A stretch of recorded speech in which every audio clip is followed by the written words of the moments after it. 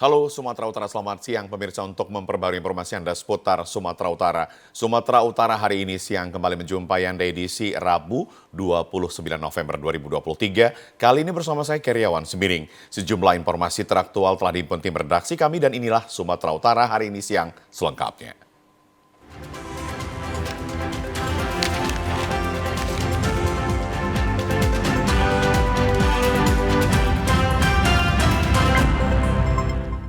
Kami mulai dari berita yang pertama, pemirsa. Ratusan buruh berunjuk rasa di depan kantor pemerintahan Kota Medan menolak UMP Sumatera Utara 2024 sebesar 3,67% sesuai dengan peraturan pemerintah nomor 51 tahun 2023. Ratusan buruh dari berbagai elemen pekerja yang ada di kawasan Medan Utara berunjuk rasa di depan kantor pemerintah Kota Medan kemarin. Dalam orasinya, para buruh menuntut pemerintah Kota Medan untuk merekomendasikan kepada PJ Gubernur Sumatera Utara agar merevisi besaran UMP tahun 2024 yang sudah ditetapkan sebesar 3,67%, di mana sesuai dengan peraturan pemerintah nomor 51 tahun 2023, UMP Sumut pada tahun 2023 sebesar Rp2.710.493 dan naik 3,67% menjadi Rp2.809.915. Hal ini dinilai para buruh sangat tidak manusiawi dan tidak mencukupi kebutuhan, apalagi saat ini seluruh bahan pokok mahal dan biaya hidup tinggi. Setelah berorasi selama 1 jam, Wali Kota Medan Bobi Nasution mendatangi para buruh. Bobi mengatakan akan meneruskan tuntutan ini untuk disampaikan ke Dewan Pengupahan. Tetap sustain bekerja, tetap sustain menjalankan kehidupan sehari-hari, baik di dunia pekerjaan ataupun di luar dunia pekerjaan. Oleh karena itu, kami pemerintah Kota Medan menyatakan sangat setuju dengan apa yang disampaikan Abang tadi. Bagaimana kami pemerintah Kota Medan akan menghormati, akan mengikuti apa yang diputuskan nanti oleh Dewan Pengupahan Kota Medan. Usai melakukan aksi di kantor Wali Kota Medan, para buruh melanjutkan aksi ke kantor Gubernur untuk menyampaikan aspirasinya kepada PJ Gubernur Sumatera Utara. Kita ke informasi lain, pemirsa. Warga Medan Sunggal menangkap 2 pria pencuri beton penutup drainase di Jalan Beringin, Medan Sunggal kemarin. Aksi becak barang mencuri beton penutup drainase viral di media sosial. Becak barang yang dikendalikan oleh 2 orang pria terekam kamera warga saat melakukan pencurian beton penutup drainase. Dalam rekaman video amatir terlihat kedua pria kesulitan mengangkat beton penutup drainase. Aksi pertama berhasil, becak barang tersebut kembali melancarkan aksi keduanya. Pada aksi kedua ini, seorang pria sempat viral tersebut membawa teman yang berbeda untuk melancarkan aksinya. Namun aksi nekat pada siang hari itu gagal, warga yang telah memantau pencurian tersebut langsung menyergap pelaku. Kedua pria tersebut sempat tidak mengaku perbuatannya. Pelaku tidak dapat berdalih saat warga menunjukkan rekaman video aksi mereka. Salah seorang warga, Poniman, mengatakan aksi pencurian di lingkungan tersebut kerap terjadi. Ia pun membenarkan atas terjadinya peristiwa pencurian beton penutup drainase tersebut. Yang punya datang kemari, pelakunya udah nggak ada, itu ditinggal, nggak kuat ngangkatnya. Oh, ditinggal tutup itu? Iya. Becaknya Pak, ditinggal Becaknya ini dibawa. Becaknya dibawa? Iya. Orang itu kalau ngangkat 2 orang aja nggak kuat. Orang tebalnya segini, itu nampak itu pelatnya. Iya. Itulah pelat titi itu. Iya, memang dicuri berarti Pak? Oh iya. Untuk mempertanggungjawabkan perbuatannya, kedua pelaku telah diserahkan warga ke Polsek Medan Sunggal. Pemirsa, Forum Komunikasi Pimpinan Daerah Mandailing Natal menggelar rapat terkait aktivitas pertambangan emas tanpa izin menggunakan eskavator dan mesin penyedot emas di bantaran Sungai Batanggadis. Sejumlah eskavator dan mesin penyedot marak dilakukan penambangan emas ilegal tanpa izin di sekitaran bantaran Sungai Batanggadis di Kecamatan Kota Nopan, Mandailing Natal. Aktivitas penambangan emas tersebut menyebabkan kerusakan lingkungan, ekosistem, pencemaran sungai, dan lahan persawahan warga. Terkait hal tersebut, Forum Komunikasi Pimpinan Daerah Mandailing Natal menggelar rapat koordinasi di Aula Kantor Baperida kemarin sore untuk menyelesaikan persoalan aktivitas tambang tanpa izin yang sudah beroperasi sejak beberapa bulan terakhir. Dalam musyawarah tersebut, Forkopimda akan memberikan peringatan tegas kepada para penambang agar memberhentikan aktivitas tambang emas dengan tenggang waktu selama 21 hari. Jangka waktu ini berlaku setelah surat tugas tim terpadu ditandatangani Bupati Mandailing Natal. Dengar dulu dari masyarakat di sekitar bantaran sungai, kita menyimpulkan kita melakukan pendekatan dulu kepada yang melakukan aktivitas tambang ilegal untuk menutup. Ini insya Allah akan segera disusun, nanti kita menunggu Pak Bupati untuk menantangani sehingga kita terbentuk satu tim terpadu. Ketua DPRD Mandailing Natal, Erwin Effendi Lubis juga menghimbau kepada para penambang harus objektif menyikapi persoalan dampak aktivitas tambang tersebut. Harapannya kepada seluruh pemain tambang yang belum punya izin yang resmi, tolong pikirkan rakyat, tolong pikirkan orang lain. Ini bukan cerita makan, ini cerita kaya. Sebetulnya ini kan seluruhnya, dan yang disampaikan Bu Wakil tadi udah sangat perspektif, udah sangat positif, bahwa dalam melakukan tindakan kita tidak boleh langsung ujuk-ujuk karena pasti akan menimbulkan pertikaian. Sementara pemerintah mengupayakan jangan ada pertikaian. Nah, maka diberikan Ibu Wakil tadi tenggang waktu 21 hari, mungkin spare airnya ya 1 bulan paling lama. Pemirsa, setelah 2 hari hanyut di aliran sungai Titi Payung, Desa Kelambir pada Minggu kemarin, korban Wais Al-Korni akhirnya ditemukan nelayan dalam keadaan meninggal dunia. Mayat Wais Al-Korni usia 5 tahun ditemukan di aliran sungai Seiblawan oleh seorang nelayan yang sedang melintas. Nelayan tersebut melihat seorang anak laki-laki yang sudah menggelembung di seluruh tubuhnya pada Selasa sore. Selanjutnya jenazah korban langsung dibawa menuju Dusun 3, Desa Seibaharu, Kecamatan Hamparan Perak, disambut isak tangis oleh keluarganya.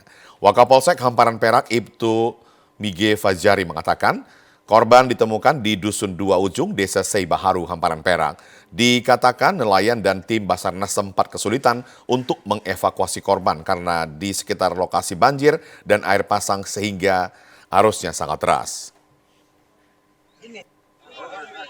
Jenazah yang hanyut seorang anak berumur 5 tahun hari ini telah ditemukan oleh nelayan di ujung daerah Sungai Baru, dibantu oleh tim SAR gabungan. Keluarga akan dimakamkan di Titi Payung. Hujan beberapa hari sehingga tim SAR gabungan mengalami kesulitan. Namun setelah nelayan menemukan, akhirnya bergabung bersama tim SAR gabungan berhasil dibawa dievakuasi ke. Setelah dimandikan dan disolatkan, mayat korban langsung dimakamkan di Dusun 4, Desa Kelambir, Kecamatan Hamparan Perak. Pemirsa, untuk menekan penyebaran nyamuk Aedes aegypti, UPTD Puskesmas Dalu 10 bersama pemerintah desa melakukan fogging di Dusun 12, Desa Bangunsari Baru, Kecamatan Tanjung Morawa, Kabupaten Deli Serdang. Setelah mendapatkan laporan 2 orang penderita positif DBD di Desa Bangunsari Baru, petugas Puskesmas Dalu 10 langsung melakukan fogging. DBD adalah penyakit menular yang masih menjadi masalah bagi kesehatan masyarakat. Penyakit ini dapat menyerang semua usia yang dapat berakibat fatal bila tidak segera ditangani secara cepat, tepat, akurat, dan benar. Keberhasilan penanganan penyakit ini sangat bergantung pada pencegahan penularan dengan menjaga kebersihan lingkungan. Dalam kegiatan ini, petugas DBD dari Puskesmas Dalu 10, Nur Leli mengatakan, fogging dilakukan di seluruh area rumah penderita di Dusun 12 dan sekitarnya, termasuk selokan yang berpotensi menjadi tempat perkembangbiakan nyamuk. Selain itu juga dilakukan sosialisasi kepada masyarakat sebagai salah satu upaya pencegahan penularan DBD melalui program pemberantasan sarang nyamuk dengan penerapan 3M+. Utama sebenarnya menjaga kebersihan lingkungan, karena kan fogging ini sebenarnya untuk memutuskan mata rantai yang sudah kena gitu. Jadi yang paling utama adalah menjaga kebersihan lingkungan. Kan kalau bisa tidak ada lagi yang terkena DBD.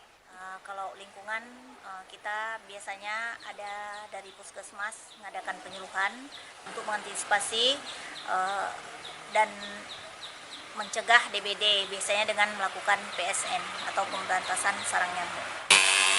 Pihak Puskesmas mengatakan tindakan fogging yang dilakukan ini hanya sebatas memutus mata rantai perkembangbiakan nyamuk. Namun yang lebih utama adalah warga harus menjaga kebersihan lingkungan pasca terjadinya banjir.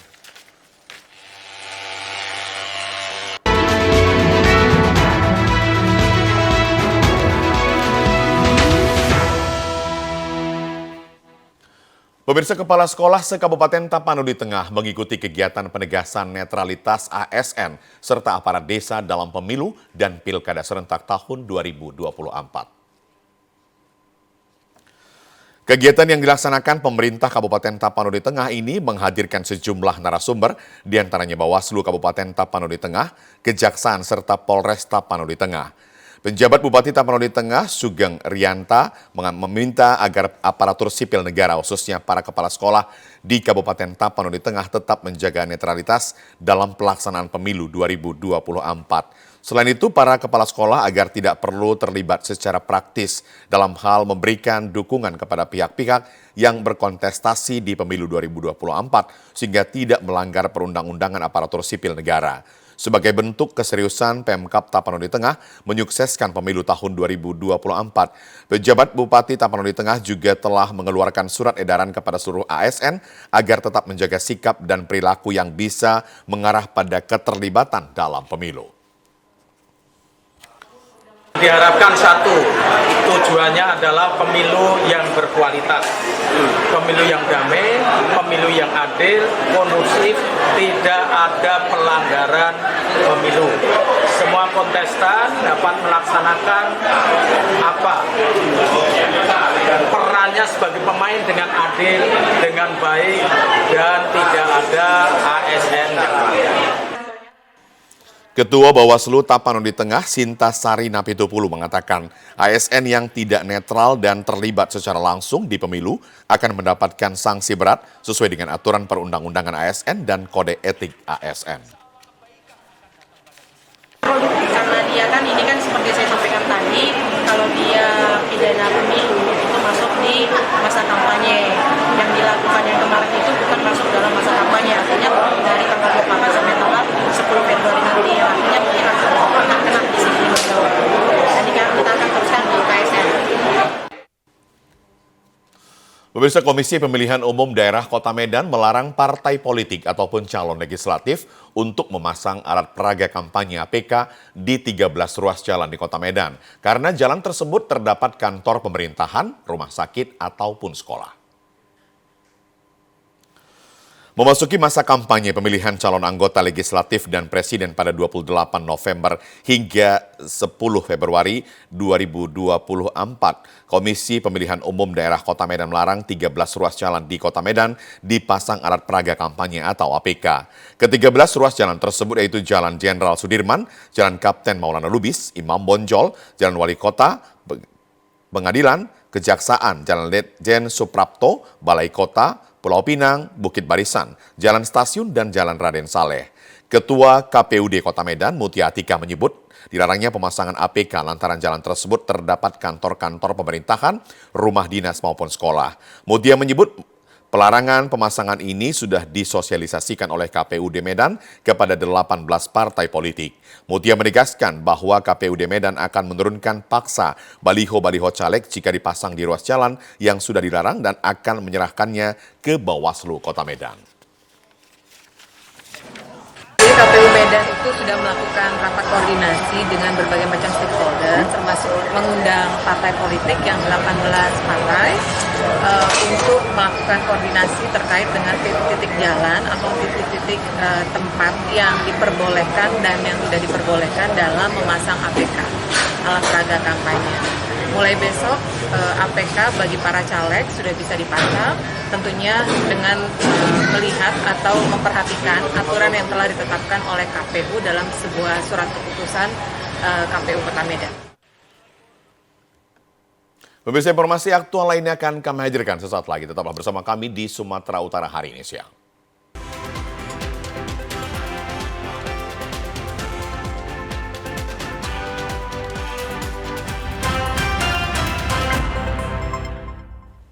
Terima kasih Anda masih menyaksikan Sumatera Utara hari ini siang. Pemirsa, pemerintah Kota Medan mendorong setiap kelurahan untuk menjadi kelurahan ramah perempuan dan peduli anak KRPPA. Tentu hal ini harus bersinergi, terintegrasi, dan berkolaborasi dengan program lainnya yang kaitannya dengan perempuan dan anak. Selama ini dalam menyelesaikan persoalan terkait perempuan dan anak, setiap instansi bergerak secara sendiri-sendiri sehingga tidak terintegrasi dan terkolaborasi. Berbagai permasalahan perempuan dan anak-anak yang terjadi saat ini, yakni masalah stunting, kekerasan anak, pekerja anak, dan perkawinan anak. Terkait perempuan, misalnya permasalahan kekerasan serta mendorong pemberdayaan perempuan melalui kewirausahaan perempuan. Begitu juga terkait masalah kesehatan yakni kematian ibu dan bayi.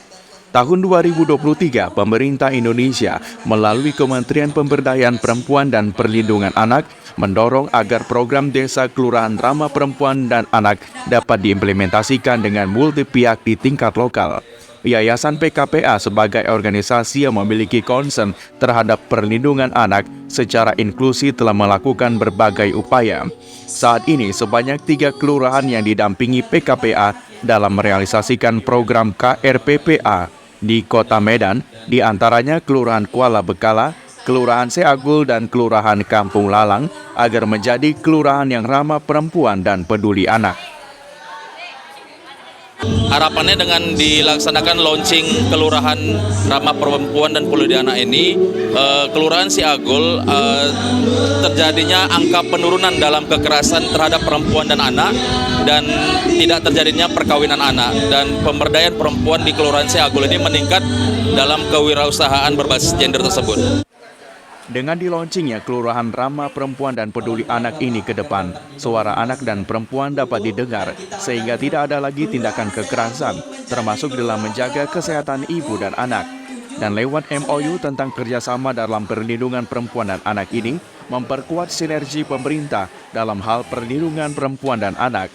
Kegiatan yang dirangkai dengan Hari Anak Sedunia juga dimeriahkan dengan talk show dan berbagai perlombaan, seperti mewarnai, bernyanyi, serta dialog dengan pemerintah setempat. Harapannya tentu kegiatan ini bisa berkelanjutan dan bisa menjadi berkembang, dan kita berharap masyarakat bisa terus mendukung dan ikut berpartisipasi bersama-sama sesuai dengan moto pemerintah Kota Medan, kolaborasi dan berkah, yang bekerja sama dengan seluruh stakeholder yang ada di wilayah. Pemirsa, dalam rangka memberikan kemudahan dan kecepatan serta keterjangkauan pelayanan publik kepada masyarakat, pemerintah menyediakan mal pelayanan publik dengan berbagai layanan yang dibutuhkan masyarakat. Salah satu mal pelayanan publik yang kehadirannya sangat dirasakan bermanfaat oleh masyarakat adalah Mal Pelayanan Publik Kota Tebing Tinggi, karena membuat masyarakat lebih mudah melakukan berbagai pengurusan mulai dari perizinan, non-perizinan, hingga administrasi kependudukan. Mal pelayanan publik yang pertama di Sumatera Utara ini terdapat 42 gerai dengan 121 layanan yang dapat dimanfaatkan oleh masyarakat setiap hari. Setiap warga yang datang melakukan pengurusan mendapat pelayanan yang baik dan cepat. Seluruh petugas pada setiap layanan menerapkan sistem yang telah ditentukan sehingga membuat masyarakat merasakan pelayanan yang berbeda. PLT Kepala Dinas Penanaman Modal dan Pelayanan Terpadu Satu Pintu Kota Tebing Tinggi, Amri Syahaan, menyampaikan bahwa kehadiran mal pelayanan publik di Kota Tebing Tinggi sudah hampir 2 tahun dengan tujuan untuk mempermudah masyarakat mendapatkan berbagai layanan perizinan dan non-perizinan dengan langsung memperoleh hasil yang diharapkan. Dari 42 gerai yang terdapat pada MPP Kota Tebing Tinggi, yang paling banyak dikunjungi oleh masyarakat adalah gerai Samsat untuk pembayaran pajak kendaraan dengan rata-rata per hari 60 pengurusan. Selain itu, layanan perizinan adalah salah satu gerai yang juga banyak dimanfaatkan masyarakat untuk mendapatkan berbagai izin dari pemerintah. Dampak dari keberadaan mal pelayanan publik terhadap nilai investasi di Kota Tebing Tinggi sangat meningkat, di mana pada tahun 2022 nilai investasi mencapai 1 triliun lebih, namun pada tahun 2023 untuk semester ketiga sudah mencapai 1,2 triliun rupiah.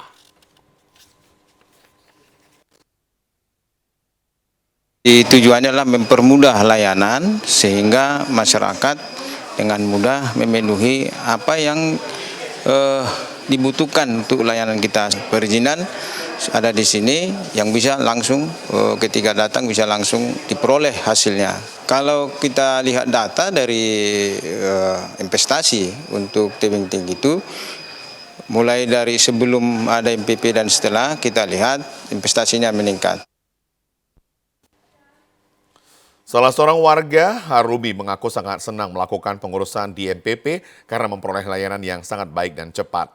Sebagai warga Kota Tebing Tinggi, ia bangga memiliki mall pelayanan publik yang membuat masyarakat lebih dekat dan gampang mengakses layanan pemerintah dengan berbagai kemudahan. Ia berharap mall pelayanan publik terus dipertahankan pemerintah guna memberikan pelayanan kepada masyarakat. Dia jadi mudah ya Pak, mudah, cepat dan lebih terarah gitu. Jadi kita tahu langsung, oh ke sini sudah terpadu, di sini semua ada gitu. Terus tadi juga dipermudah, informasinya jelas, caranya juga jelas, dan kita bisa menanyakan, pegawainya juga ramah gitu, mau menjawab semua pertanyaan. Kalau menurut saya perlu dipertahankan ya Pak, karena kan tempatnya juga kan sudah jelas, terus lengkap ya, terus tempatnya juga bagus gitu, jadi sangat memudahkan lah. Kehadiran mall pelayanan publik di Kota Tebing Tinggi, Sumatera Utara dapat memberikan pemahaman kepada masyarakat bahwa alur perizinan dan layanan pemerintah kini tidak lagi berbelit dan sulit karena antar instansi pemerintah dapat saling berkolaborasi berupaya menciptakan pelayanan yang cepat. Pemirsa, informasi tadi mengakhiri Sumatera Utara hari ini siang. Terima kasih atas perhatian dan kebersamaan Anda bersama kami. Selamat siang dan sampai jumpa.